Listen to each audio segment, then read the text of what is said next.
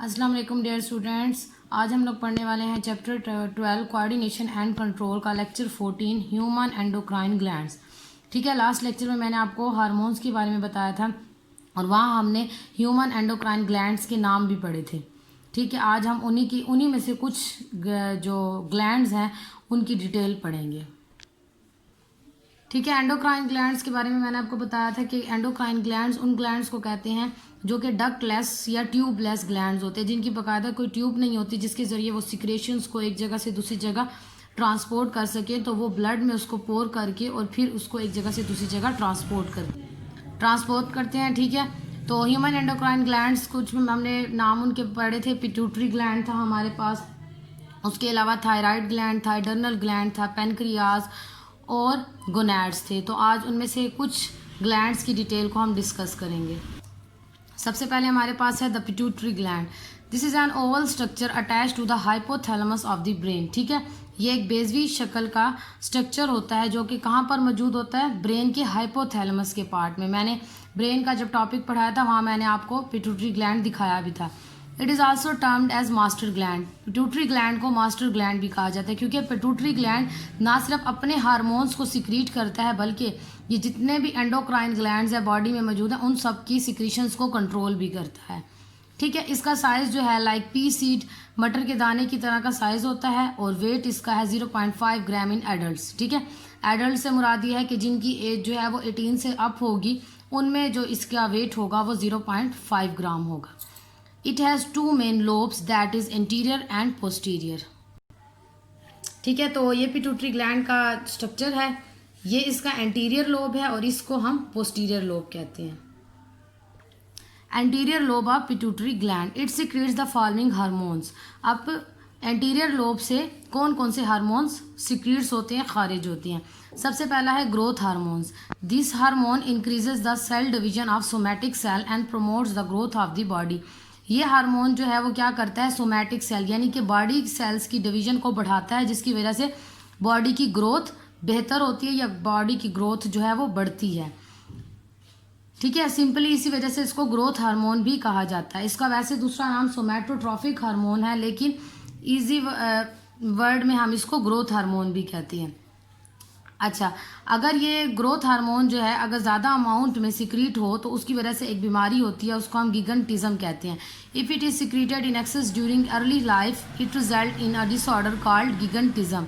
ठीक है, वो कहते हैं कि अगर ये अर्ली लाइफ मतलब जो बढ़ने की उम्र होती है उस वक्त अगर इस हार्मोन की अमाउंट बहुत ज़्यादा सिक्रीट हो तो उसकी वजह से एक डिसऑर्डर होता है जिसको हम गिगंटिज्म कहते हैं, जिसमें कि एकदम से जो है ना हाइट बहुत ज़्यादा बड़ी हो जाती है या कभी कभार बॉडी का कोई पार्ट जो है वो बहुत बड़ा हो जाता है क्योंकि ये ग्रोथ हार्मोन जो है वो बहुत ज़्यादा अमाउंट में सिक्रीट होता है, उसकी वजह से गिगंटिज्म हो सकती है। इसके ऑपोजिट एक और चीज़ होती है, वो होती है dwarfism. The under secretion of growth hormone in early life cause dwarfism. और अगर ठीक है इब्तदाई ज़िंदगी में अगर इसकी सिक्रीशन जो है वो कम हो, ग्रोथ हार्मोन अगर कम रिलीज हो तो उसकी वजह से भी एक डिसऑर्डर होता है जिसको ड्वार्फिज्म कहते हैं, जिसकी वजह से ग्रोथ में कमी आ जाती है और हाइट वगैरह कह लो या बॉडी पार्ट्स जो होते हैं वो बहुत छोटे रह जाते हैं, मतलब नॉर्मल जो ग्रोथ है वो नहीं हो पाती। तो ये था हमारे पास ग्रोथ हार्मोन। अब नेक्स्ट हमारे पास है thyroid stimulating hormone. This hormone control the development and secretion of thyroid hormone. इस हार्मोन का काम ये होता है कि थायराइड हार्मोन जो होते हैं, थायराइड ग्लैंड से सिक्रीट होने वाले हार्मोन्स की डेवलपमेंट को, मतलब उनकी नशोनुमा को या उनकी जो है आप कह सकते हैं मैन्युफैक्चरिंग को और उनकी सिक्रीशन मतलब उनके खारिज होने को कंट्रोल करता है। मैंने ऊपर भी जिक्र किया है कि पिट्यूटरी ग्लैंड को मास्टर ग्लैंड कहा जाता है क्योंकि ना सिर्फ ये अपने हार्मोन सिक्रीट करता है बल्कि ये कुछ ऐसे हार्मोन भी सिक्रीट करता है जो दूसरे ग्लैंड्स के हार्मोन की सिक्रीशन को कंट्रोल करते हैं। तो थायराइड स्टिमुलेटिंग हार्मोन का यही काम है। नेक्स्ट हमारे पास है adrenocorticotropic hormone. It acts on the cortex part of the adrenal gland to release hormone. ठीक है, अब एडर्नियोकॉर्टिकोट्रॉफिक हार्मोन भी थायराइड स्टिमुलेटिंग हार्मोन की तरह ये भी एडर्नल ग्लैंड का कॉर्टेक्स का जो पार्ट होता है उसके हार्मोन को कंट्रोल में रखता है। अब एडर्नल ग्लैंड कहाँ पर मौजूद होता है, ये किडनी के ऊपर ग्लैंड मौजूद होता है। किडनी में मैंने आपको पढ़ाया था कि एक कॉर्टेक्स रीजन होता है और एक मेडुला होता है। इसी तरह से किडनी के ऊपर जो ग्लैंड होता है एडर्नल ग्लैंड उस ग्लैंड के भी दो पार्ट होते हैं, एक कॉर्टेक्स होता है और एक मेडुला होता है। तो कॉर्टेक्स पार्ट से जो हार्मोन रिलीज होते हैं उनको एडर्नोकार्टिकोट्रॉफिक हार्मोन जो है वो कंट्रोल करता है। इसी वजह से इसका नाम भी है एडर्नो मतलब एडर्नल, कार्टिको मीन कॉर्टेक्स और ट्रॉफिक हार्मोन, ट्रॉफिक उसकी नेचर है तो इस वजह से उसको ये नाम दिया गया। ठीक है। Luteinizing hormone, it is needed for the release of egg cells from the ovary in females.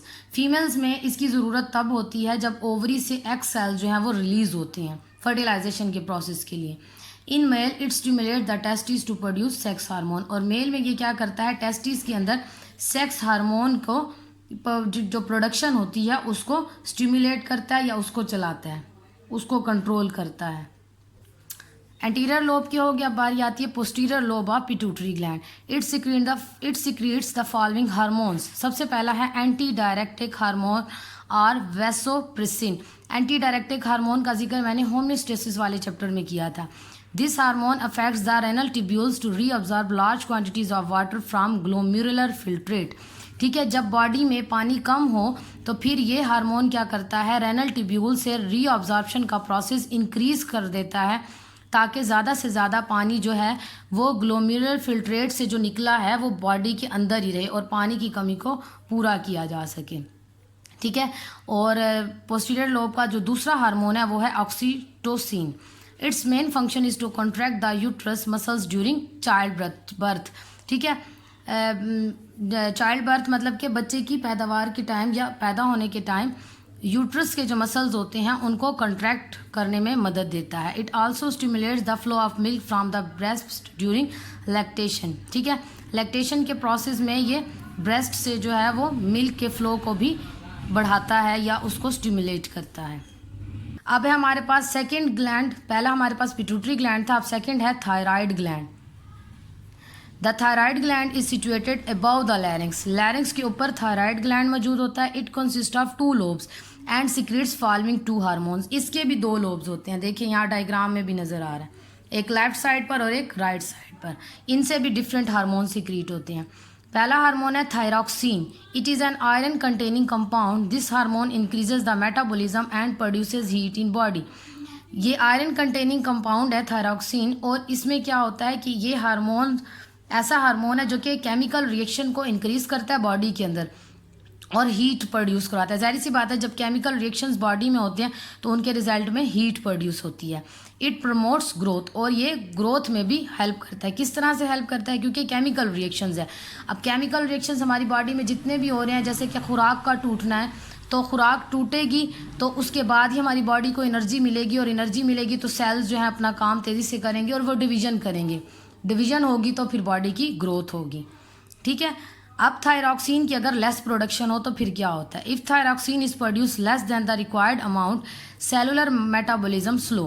ठीक है, अगर उसकी जो रिक्वायर्ड अमाउंट है, मतलब जितनी अमाउंट हमें उसकी चाहिए उससे अगर कम थायरॉक्सिन प्रोड्यूस हो तो सेल का जो मेटाबॉलिज्म है, केमिकल रिएक्शंस जो है वो स्लो हो जाते हैं, जिनकी वजह से इट रिजल्ट इन लेथार्गी, सुस्ती, वेट गेन, वेट का बढ़ जाना, low heart rate and body temperature. Heart rate का भी कम हो जाना और बॉडी टेम्परेचर का कम हो जाना, ये थायरॉक्सिन के साइड इफ़ेक्ट्स हैं अगर ये कम अमाउंट में सिक्रीट हो या प्रोड्यूस हो। अगर ज़्यादा अमाउंट में हो, it's more production faster the metabolism. अगर बहुत ज़्यादा अमाउंट में ये प्रोड्यूस हो तो मेटाबॉलिज्म तेज़ हो जाता है and result in weight loss, जिसकी वजह से वेट कम होता है। High blood pressure, heart rate etcetera, blood pressure भी हाई होता है और हार्ट रेट भी बढ़ जाता है। थायराइड ग्लैंड का जो नेक्स्ट हार्मोन है वो है calcitonin. It stimulates the transfer of calcium ions from the blood to bone. ये क्या करता है, कैल्शियम आयंस को ब्लड से बोन तक ट्रांसफ़र करने का काम करता है। ठीक है, आपको पता है कि हमारी बोन्स जो हैं वो मेजर कैल्शियम से बनी होती हैं, तो हमारे खाने के ज़रिए जो भी कैल्शियम ब्लड में आ रही है वो ब्लड से ट्रांसफ़र होकर बोन में जमा होती है ताकि बोन्स जो हैं वो ज़्यादा से ज़्यादा स्ट्रांग हो। तो ये सारा प्रोसेस जो है वो स्टिमुलेट कौन करता है, calcitonin. So it maintain blood calcium level, और उसके अलावा ये ब्लड के अंदर कैल्शियम लेवल को भी एक तरह से मेंटेन रखता है। मतलब जब ज़्यादा कैल्शियम ब्लड में हो जाती है तो ये उसको बोन में स्टोर कर देता है या बोन की तरफ ट्रांसफ़र कर देता है ताकि ब्लड के अंदर जो है वो कैल्शियम का लेवल मेंटेन रहे। ठीक है, तो ये था हमारा आज का टॉपिक, जिसके अंदर हमने दो ह्यूमन एंडोक्राइन ग्लैंड्स को डिस्कस किया है। पहला जो हमारे पास था वो पिट्यूटरी ग्लैंड था और सेकंड हमारे पास थायराइड ग्लैंड है। पिट्यूटरी ग्लैंड ब्रेन में मौजूद होता है और थायराइड ग्लैंड जो है वो लैरिंक्स के नीचे मौजूद होता है। ठीक है, बाकी के 3 ग्लैंड्स हम नेक्स्ट लेक्चर में डिस्कस करेंगे। Okay, thank you.